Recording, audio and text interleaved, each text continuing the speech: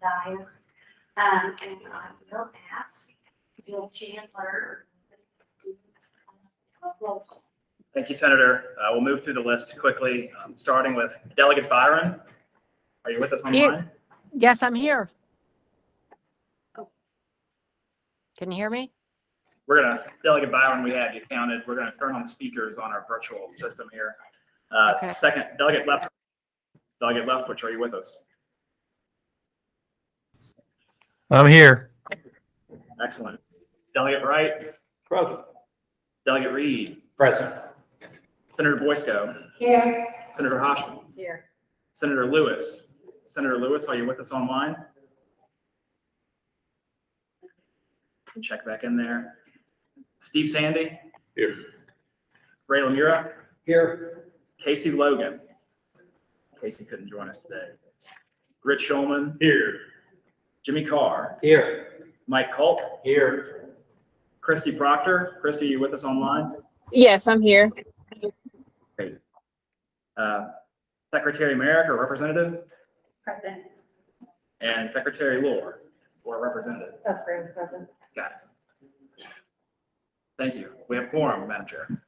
Excellent.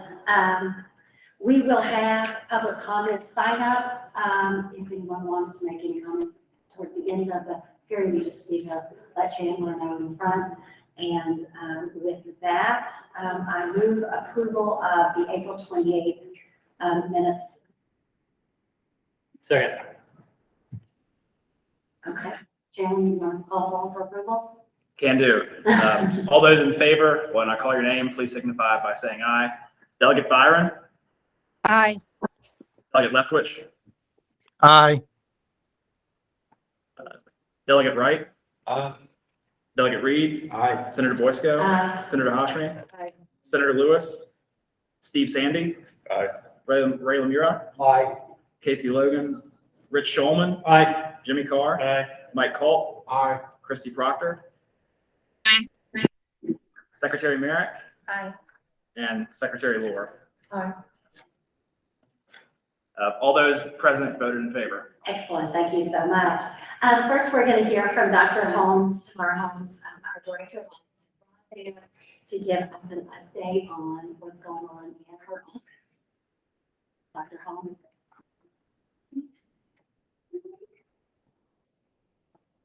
Good afternoon. Thank you, Senator Boysko and Delegate Byron, who's been involved for the last couple of days with the Green Holiday Conference.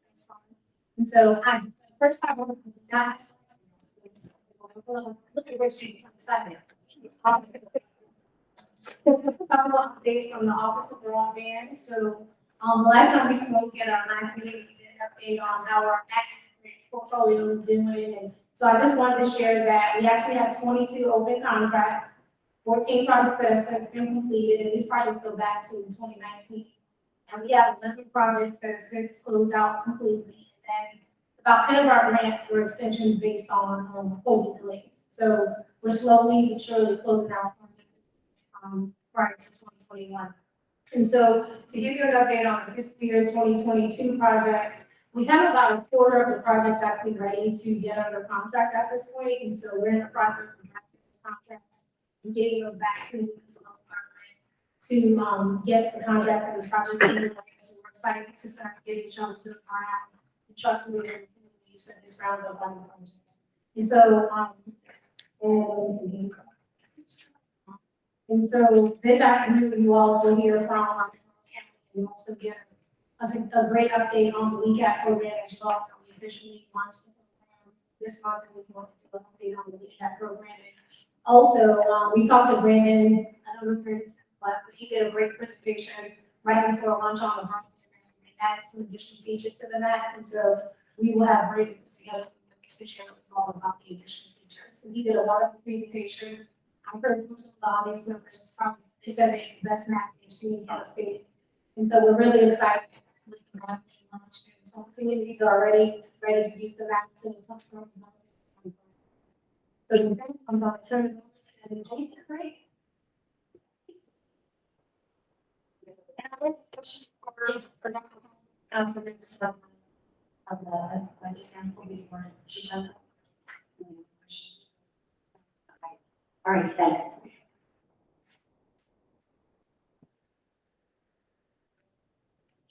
So next, Jason Inquintos, who is with the Albemarle County, will be giving us an update about what's going on. Thank you, Senator Boysko, thank you, Delegate Byron. Yeah, thank you all for the opportunity to present on some of the work that our office has done over the last year. This has been often very humbling work, but with a goal that I think is shared with this council, which is to provide equitable access to broadband service for all Virginia residents. As a brief overview, we will cover the origin of our office, our efforts in accessibility with a focus on our Body 2021 project, how we'll continue to apply lessons learned in the project area. We will also discuss some ongoing affordability efforts and take a moment to discuss some setbacks and our next steps. We will be having a period for questions and answers at the end of our presentation. Thank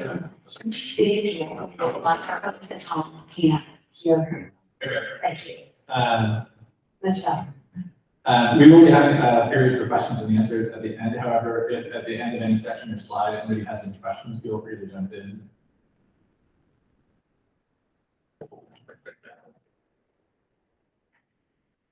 There. Broadband expansion successes in Albemarle County predate our office by a good bit. In his prior role as the Albemarle County's Director of IT, BOW Director, DANO Director, Mike Holt was the lead staff person driving our expansion efforts. Our successes, if you look at the right side, is a graph that shows the awards that we've received, the years, the partners, and the total project cost, which includes any federal body and private monies in addition to match, as well as the passings involved. All of those successes are owed tremendously to the foresight and diligence of the Department of Housing and Community Development and Dr. Holmes' team, and especially Candy Bresky, and the leadership and guidance of our board of supervisors, as well as our Albemarle Broadband Authority, especially former member of both of those bodies, Supervisor Liz Palmer. After receiving that planning grant in 2016, Albemarle County has had success in every subsequent body grant process with a variety of partners. Those early grants laid the framework for understanding how to work with ever-increasing sums of funding and with ever-increasingly large projects that now allow us to partner with 12 additional municipalities in a project that's going to bring universal broadband to a huge swath of Central Virginia, which is a really, really great thing in the midst of COVID, in the midst of recovery. Recognizing the need to effectively manage these ever larger projects, the Board of Supervisors established our office in April of 2021.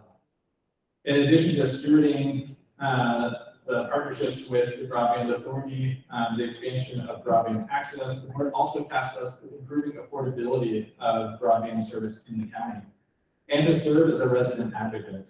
On the right, you can see a list of just a number of the topics and initiatives that we've engaged in this first year.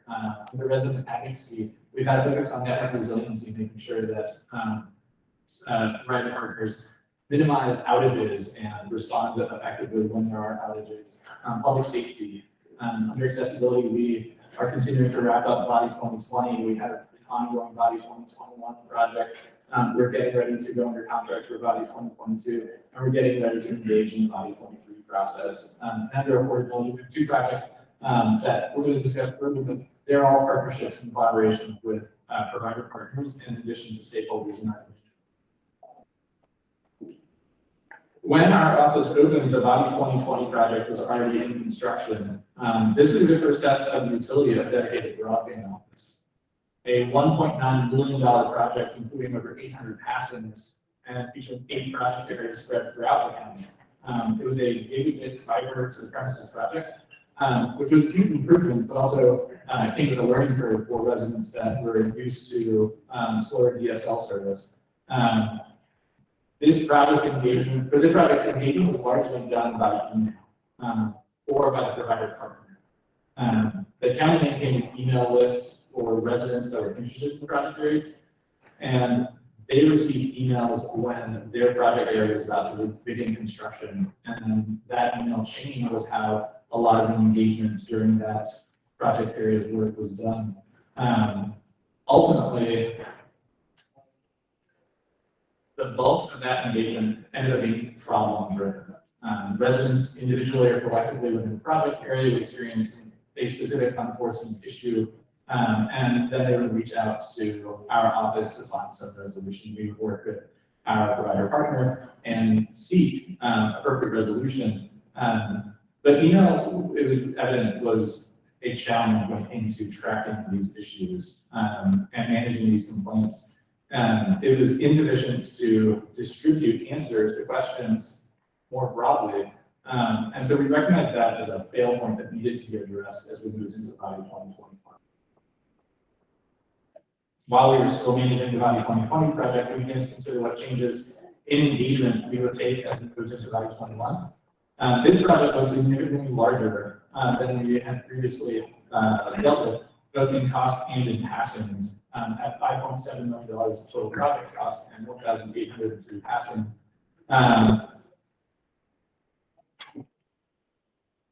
But it did share a similar number of project areas, so we were used to dealing with different areas of the county, and it actually also shared the same provider partner. Before we discuss some of the key changes that we made, we want to discuss some of the factors that led to our success. The first and possibly most important is that we had partners willing to participate in a new approach to engagement. Second, we had the benefit of dedicated staff time. We had the benefit of having a dedicated office for this role. And then lastly, the pandemic drastically boosted familiarity with technology-driven communication solutions. And so webinars and multimedia and approaching things when they're available or live as you see as necessary, the public was more comfortable with that than they were pre-pandemic.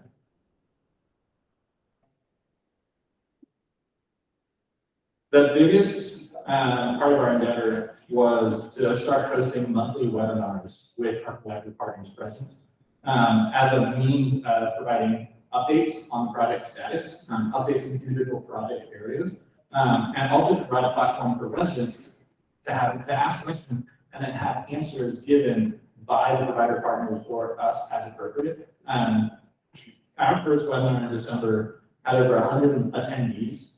From an email list that was about 400 deep at the time. So 25% response rate. It was a really, really tremendous success. Since then, we've hosted 5 additional meetings.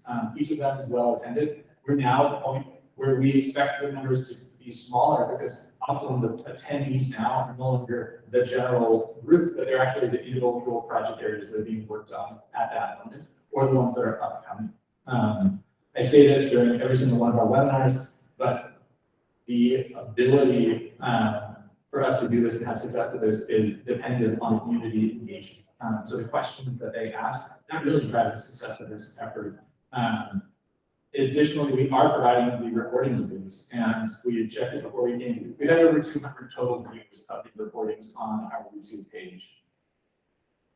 We are also presenting the slides as well as updates as necessary on the project-specific page, so that residents can go whenever they have an opportunity. Maybe they missed the meeting, maybe they don't want to sit through an entire meeting. They can see notes, they can see the slides to get updates on the project.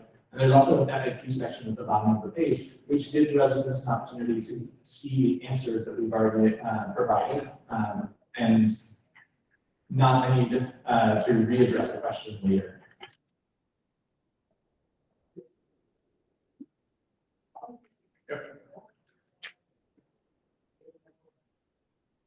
And this, one of the other things that we still saw is that we were still going to be dealing with a number of project-specific issues. Residents experiencing difficulty with installation, difficulty with process. And what we discovered is that as the project grows, as the project sizes grow, the number of components grows. And that makes sense from the perspective of scale. And still tracking through email really wasn't an efficient way to deal with these sorts of things and allowed too many opportunities for a resident's issue to slip through, regrettably through our office, because I could address once, but then never get closed loop. So again, it was helpful that we had a partner that was willing to engage more deeply with us. And so our partner was willing to participate in weekly updates on the project with us, where we would track on a shared spreadsheet the open complaints, as well as hear about the ways that closed complaints were resolved. And it was also a partner that was willing to ensure partner to resident connection. So the partner would reach out to the resident to make sure that their issue was resolved to their satisfaction, which was a really, really big help in terms of communication. I'd like to just take a break now if anybody has any questions on our accessibility section. Delegate Reed. This is what, Jason. So Jason, thanks very much for this, because this is really very informative. If you could just go back to slide 3, because I really question the bit on that, where you talk about the broadband expansion and the DHCD that they're funding. I just want to be clear, is the funding that you're referring to there, that's the funding that came to the General Assembly and then came to DHCD? So because in terms of the specific costs that you see on the screen, those specific costs are the total project cost. So it includes county match, federal funds, a mix of state and federal funds, and it does include just the funds that flow through body, but it's the total project cost that you're seeing on the screen. Okay, good, thanks. And then the other thing is, because this is new to me, can you define what the term passings is? That was something that I had to, so just a little bit of background, I was a paramedic for 10 years, and then I became a stay-at-home dad for 10 years, and then my wife demanded that I go to planning school, because I wouldn't stop talking about things like curves and equity. So when I came to broadband, I still had more to learn. Passings is any addressable parcel, and addressable here not as in it has a street address, but it can be addressed by the service. And so if you pass a parcel and all that's got on it is a barn, they might count it.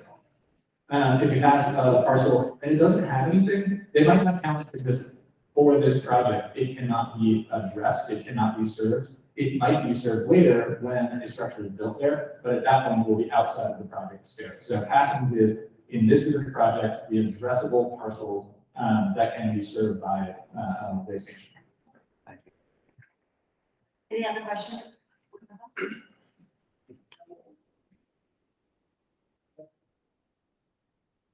Look over at GHC and see if they have any comments on my answer.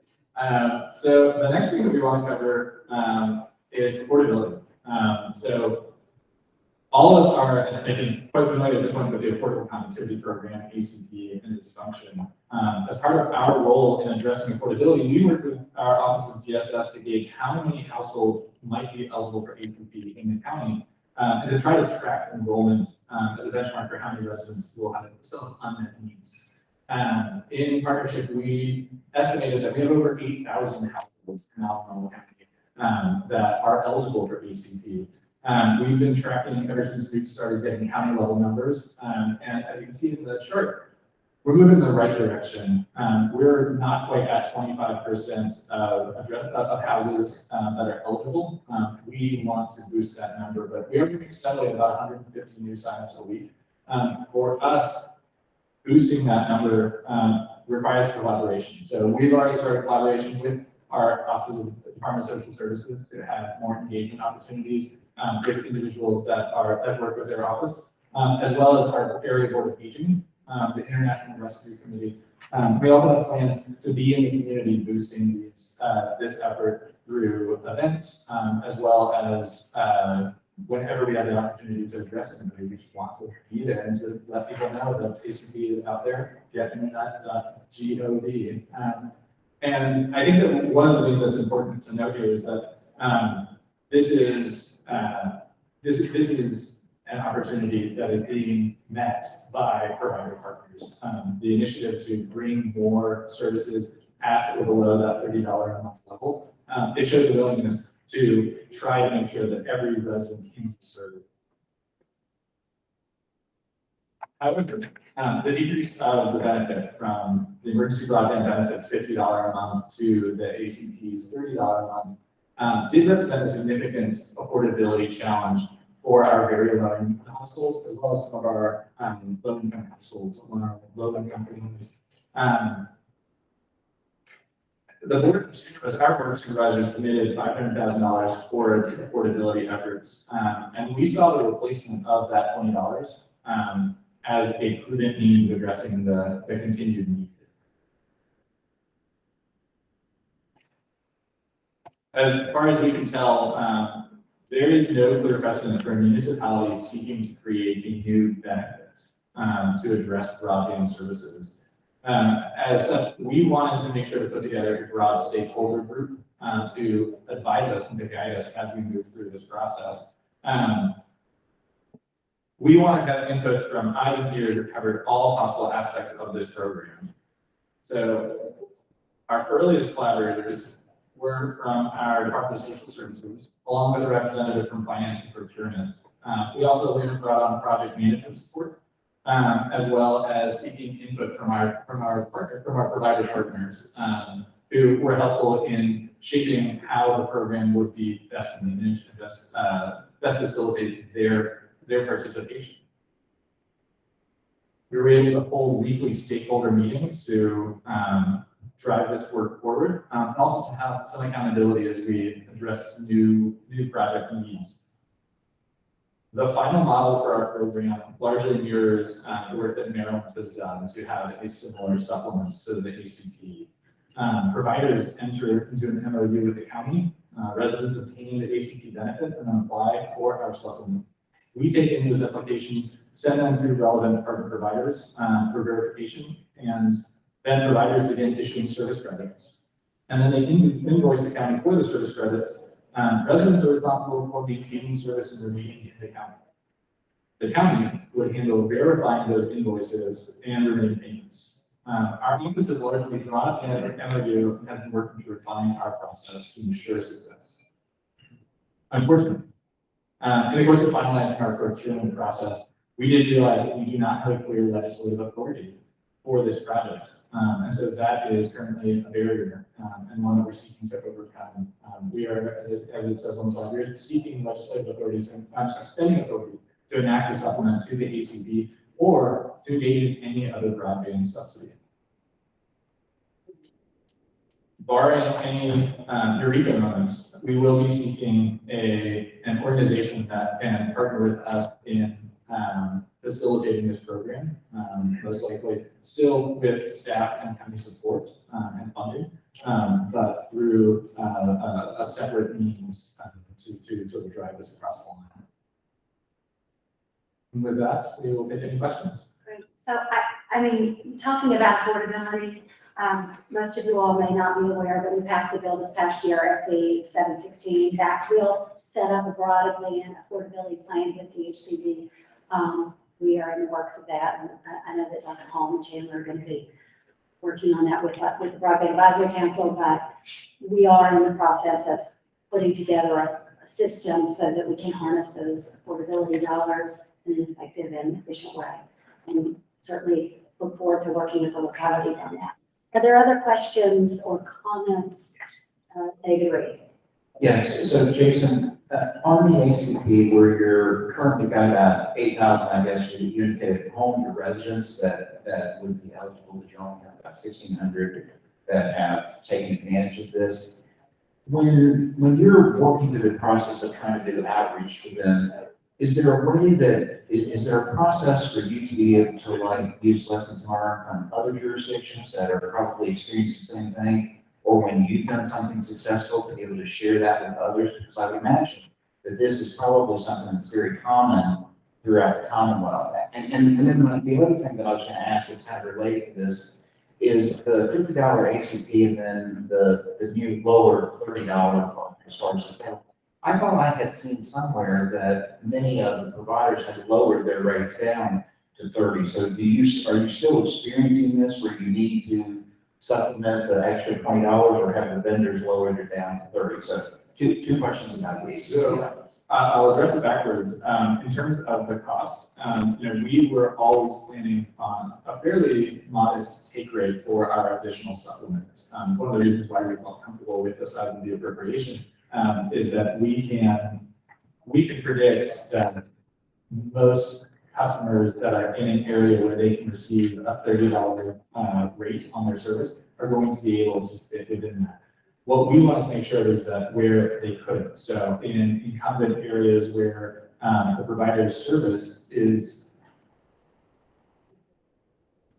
in excess of that $30 and it's not going to come down, then we want to be able to provide some sort of additional supplement to help people there. But also, when you have a situation where a low-income household has additional needs, and to a certain extent, we weren't sure how many different needs we could address, and so we wanted to just address them. Households with multiple children, multiple work from homes. You can see an area where the $30, even the improved $30 a month plans might not be sufficient. And so we just wanted to provide a little extra bit of help that we could to make sure that those individuals, those households, would get the support that they need. As for your other question about ACP and partnerships and money, it is absolutely the case that as a community, as a collaborative, we need to work together to figure out solutions and then share those solutions broadly. One of the goals that we had over the summer is to take a look at who has done best. So whose numbers have actually grown faster than ours. It's a lot of them. And whose have grown the fastest. And go find out from them what it is that they're doing. Often what we found in this initial outreach is that there's usually a central organization that has actually taken up as their mission to work in digital advocacy. But I can tell you, the good folks in Danville can hear from us over the summer. We're probably going to be reaching out to a number of other municipalities. Petersburg and Danville, I remember from just looking at the data industries, have done very, very well, as well as Stanton. And so, yeah, they'll hear from us. And we will be happy to share, what we hear and what we find out. Are there other questions from members of the committee? Anyone online? I just wanted to comment. I'm very pleased to hear the locality engaging in a project to help address affordability on a public relations initiative. So I'm very pleased to see Alpha taking its in this space. And so much of the challenge with COVID has kind of put a pause on the provider being able to engage because we couldn't. We were literally prevented from setting up tables and participating in events because they weren't existing and COVID was restricted. But these are opening up now. Very pleased to see that from the provider standpoint, we're ready and willing to get the word out there as well. Thank you. Are there other members of the committee who have a question? Anyone on? Hearing. I just wanted to address Mr. Primrose. That is absolutely the case. We had the privilege of, in the fall, just as the weather was improving, the COVID numbers were moving in the right direction, having a chance to get out in the community at a small event. But it was great to just be able to directly engage, to share some information about ACP, and we have plans to do that a lot throughout the summer. I think that's one of the things that our communications team is excited about because they too are excited to be back in the community in a physical way. And so being able to hold a lot of outside events, being able to share this information is something that we look forward to. Thank you. Yeah. Wonderful. And thank you, Michael. Thanks, board, for taking the time to hear. They appreciate it. It's really interesting. I hope that other localities can glean from. This is a collaborative effort. Next on our agenda, Kevin Barr, Administrator of the Lions Digital Customer Assistance Program, will give us an update.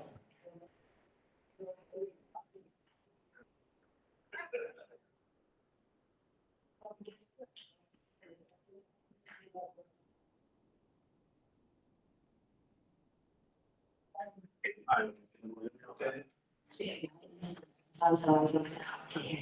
It's removable too. Is this all right? That's all right. So I think a lot of the today. My name is Kevin Barr, and I'm the new Lions Digital Customer Assistance Program Administrator. I'm the mouthful, so I'm just going to recap most of the presentation. I'm just also on my phone, so that's why I'm looking down so much. So we're very excited to present this new opportunity to everybody. This is going to be very instrumental in us achieving our goal of achieving universal broadband coverage in Virginia.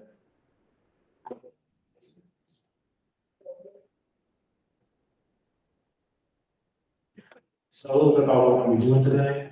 First, I'm going to give you a brief overview of the recap program. I'm sure you guys have heard it like a million times. About the eligibility criteria, we'll review the public comments, and then I will go over the request for information and guidelines, and then we'll talk about the recap program, and I'll be happy to say that.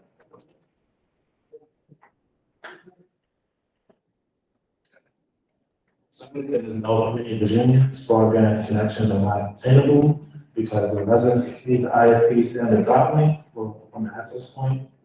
The cost of these special constructions can be anywhere from $5,000 to $2,000, and that comes from the customer.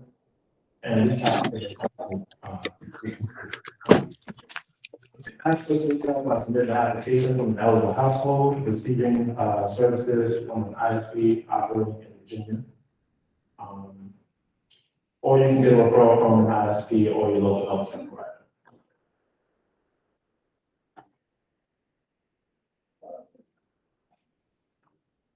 So as things stand right now, the budget for the program specifically states that it's designed to help those who are low to moderate income.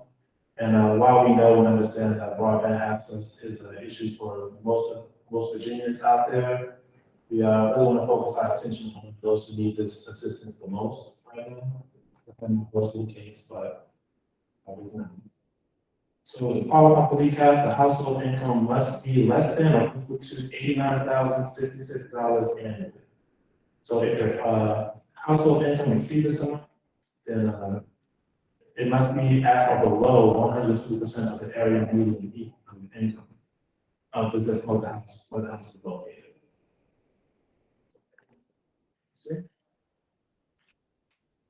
However, the maximum income amount for most zip codes is going to be around, or it's going to be $133,500. And the DHCD has created a map tool to assist the public with finding out the area median.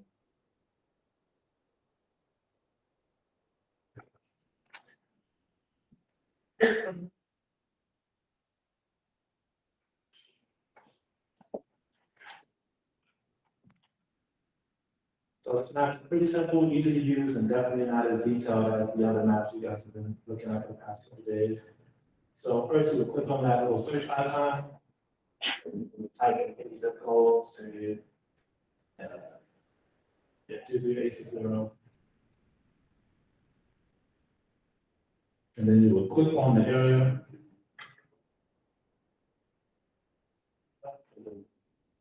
The next page right there. And that shows you the maximum amount of income you could be making for that sector. And we'll try to keep it pretty simple. You can use, you can look up another zip code if you guys are interested in a more in-depth presentation. Sure. So down the right one is your zip code. What's your zip code? 23974. 23974.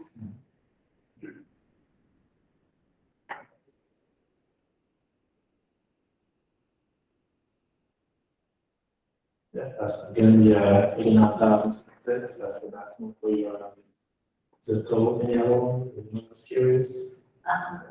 It's a high income area.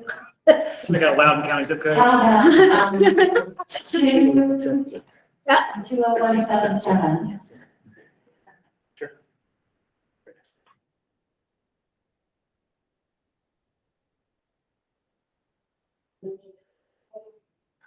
That's the max. Oh, that's a 133,500. 130. So anybody can have access to this, or local government tour, to help us understand who would be, individuals would be applying for this. Yes, anyone who goes on the website can have access to this tool, and we post it right on the recap website. So try to keep it, just as simple, so like anyone can use it, anyone has questions. If you just have an interest in the program, see, just curious. So, thank you to Brian and the rest of the broadband team for putting this whole thing together. Thank you, Lori. This is great. This helps people understand if the benefit would apply to it. Wonderful. Are there questions from members of the committee? Senator, we've got a couple more slides. Oh, you do? Okay. You do want to note that that 133,500 is the maximum amount for the program. If you make it at that or above it, you won't qualify for these benefits.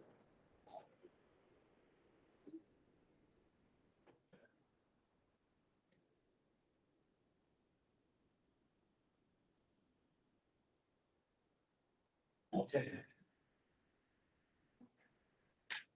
Good. So now moving back on the public comments. First, thank you to everyone who participated in the development of the deck. I submitted a public comment. We received about a dozen comments that the team worked hard to address these comments. And here's just a few of the noteworthy changes we made. So first, we adjusted the language guidelines to include registered home businesses. So if you live where you work, you can potentially get the next, we included rental occupied properties, so they can now participate in recap, and eligibility for these rental homes will be determined based on the income of the renter. And we understand that each rental situation is unique in its own right, so we'll be considering these rental opportunities, these rental properties case by case basis. And then next, the deadlines for information has been adjusted in the guidelines.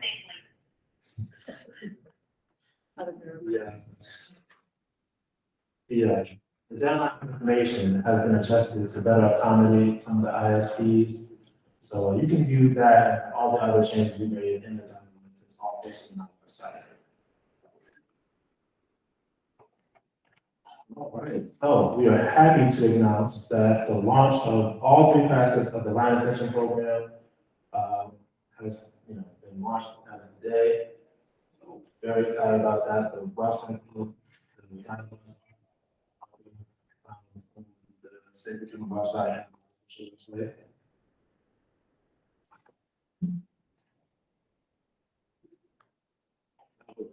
So we put a lot in this one. Big word. So we decided we're going to be releasing the portal in 3 separate applications. First would be an individual application, and then the ISP referrals, and then the healthcare provider referrals, and these 3 portals will be posted on our website. So after an application is successfully submitted, the ACD will reach out to the applicant to obtain any income and other important documentation through a secure email address. Additionally, we plan to use this program to connect more people to the Affordable Connectivity Program. We recognize that a large portion of the population that's eligible for ACP are taking advantage of this opportunity, and we want to use recap to bridge this gap. And this is really only the beginning. We can use this program to connect people to digital literacy classes, to online training courses, certifications. Recap really has the potential to be a trailblazer.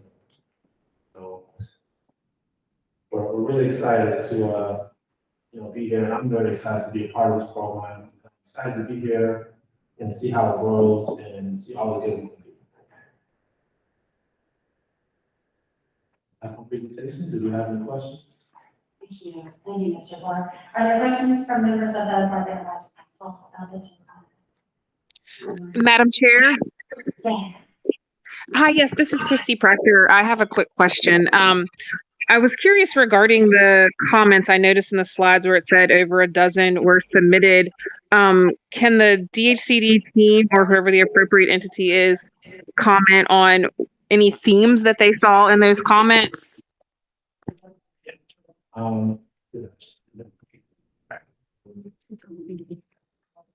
Hey, Christy, yeah, like I mentioned, we received comments and the guidelines, 12 submitters, but when you break it apart, probably more close to lines of 50 actual comments, 12 submitters. So a lot of input on the program. One of the key themes in the program that we saw in the comments were making sure farms were eligible for participation in the line extension program. We felt, based off the budget language saying this program is for low to moderate income people, we didn't feel like a blanket eligibility for farmers was appropriate based on that guideline. We wanted to clarify, we define annual household income in terms of farm or any home-based business as annual revenues minus annual expenditures equals take-home annual. So if you're working with any farmers with this program, make sure that they submit appropriate documentation to us that would demonstrate they're below that eligibility cap. Of course, we'll falsify it. But if if they can get below the threshold on the program, help you do so. We're here to help them as well.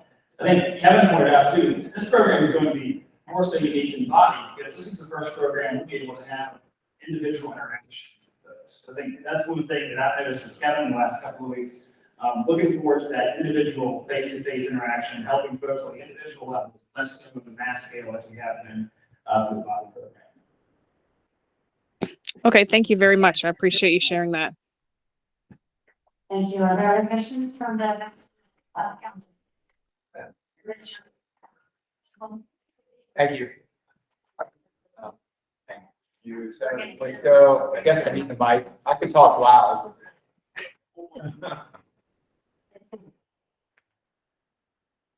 This is really exciting. We've been working on something like this since the very beginning. It's so gratifying to see it finally coming to fruition. So congratulations, you guys.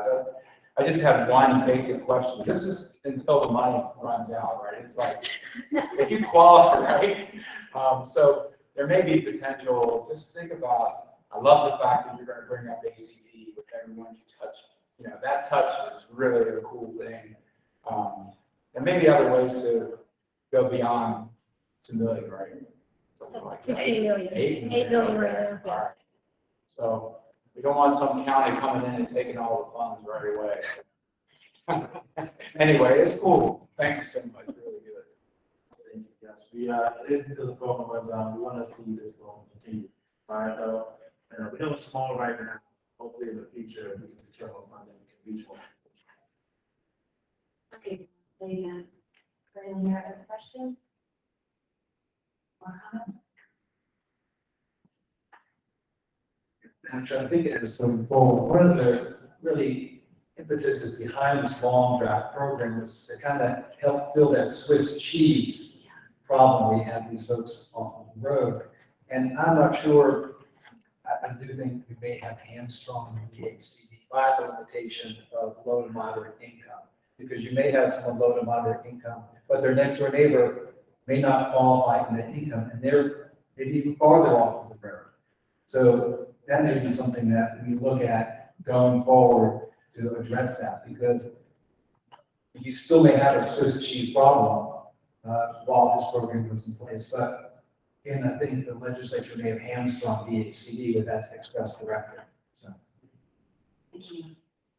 Any other observations? Well, Mr. Rock, thank you so much. I'm glad to see that we're actually making progress. You know, announcing households and being able to help these people serve is a big step. Thank you. Thank you very much. So before we go to the public comment, I wanted those who were on the, we just finished the broadband conference, and I wanted to give Ray O'Meara and anyone else who was here who observed anything that they wanted to remark on, to answer questions that they might have heard, or observations that were raised. I think Ray would be a perfect person to kick that off their work. Anything? Sure. Joe Birch is here and Michelle Gaddy is here as well. I think the overall working theme, and Rich was a great participant, was the need for everyone to lean into this. That we are close, but we're not there. And we're now at the hardest part where we're trying to get to the last 50,000. They're going to be the hardest to get to. But overall, my sense from every participant was, first, we're glad to be together again and sharing. And the exchange of business cards that was going on was really exciting to see. And there was a tremendous amount of time discussing reaching those unserved, affordability, and adoption were massive themes throughout the whole conversation. And I just want to thank everyone who participated. And Joe had a different perspective as well, but I think everyone coming away was very excited. And I was quite moved by the presentation by Dr. Remley, House at the UVA, really talking about the value of broadband and the ability to connect with those in need of medical services for all the vast array of different services. So I think from a personal standpoint, that was really impactful to me. That's great. I'm wondering if our Joe Birch or or if anyone might have any feedback or thoughts on it. This is a new concept, having working hand in hand with government. Yes, Joe Roach from Vaco, and, we had this conference, I forget where it was a couple years ago, prior to the pandemic, and this thing had been on hold. And so a real credit to, I think, all the partners for kind of making sure we went through with it, and it was, as far as conferences go, I mean, one of the most engaging one with panelists and with the audience. In fact, I think when we talked about it, we limited the number of PowerPoints on purpose to have that kind of discussion. It really worked out well. And so thanks to everybody who participated. Thank you very much. Well, I think I actually supposed to be public comment first. I just jumped ahead in the agenda. Jim, We do not have any signed up, but I'd make sure to make the offer. okay. Is there any here in the audience or online who would like to make a comment on something we haven't discussed yet? Or feedback about the conference we got to the conference? Hearing none. Wow, okay. We are scheduled to be here at 3. If you would like me to tell you about my weekend plans, I can also be happy to explain moment by moment my schedule. I'm just really pleased I didn't, anybody else on the any other comments they wanted to make before we adjourn. Thank you, Madam Chair. Yes, so just piggybacking on Joe and Ray's comments about the broadband conference, I think a great thing for me from the local government side is the conference really focused on the other impacts as well, housing and the job market. We in Franklin County have a huge need for additional housing, but also to see the tremendous need for the workforce training. And so the conference included kind of that connection, if you will, between broadband and housing as well as workforce and telemedicine. So it was great to see other programs that are going on in the state and maybe how we can continue to address the other issues that the Commonwealth is facing with housing and workforce training as well as broadband, and how broadband can help us kind of achieve those goals. I know that we actually have been doing a study this year to make sure that the local government, and the builders are talking about building new developments, and that was something that will be taken up this year as well. Other feedback or thoughts that folks would like to provide? I just think this is great. I'm so glad. Great energy in here. It was a huge success. Anything from the administration, the secretary's office? The only thing, I'll just reinforce these comments. We had our first economic development tour last week and lived in a suburban for most of the day, 5 months, which was fun. We visited 40 different businesses across West Virginia, and every single one of them mentioned workforce, the number issue and housing. So it's the same across the group. So we're putting lots of people together to try to connect with jobs right now. Thank you. Yes. A comment on the matter. It was recognized that Virginia has the best agency Yes. on reaching the unserved. It has the best map for reaching the unserved, and it really has the greatest value program for reaching the unserved in the state, in the nation. So those are three kind of particular I want to recognize Dr. Farr. And I would say, give them a round of applause.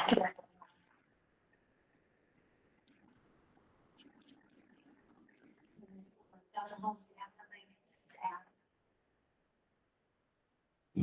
That was a good lead in. So the other thing that happened, and first I want to thank Dr. Horn, because I don't know how many, so if you have paid attention, you do know that the business funding opportunity came out from NCIA on Friday. So I'm pretty sure some of the folks in this group probably already downloaded that over page document. I have not. That's why I have to. We actually, is it okay, Brian, if I share my thing? So Brian has actually been, designated by Governor Youngkin as the official contact for the NTI programs for B. So that hasn't actually been public information quite yet. And so we are working on, there's several departments, and we've been joking because I don't think, Brian and I talk probably every day, and I don't think I've ever talked to Brian that many times in one day, between the FCC letter and the letter to designate DHCD to be the point of contact for the NTIA funding.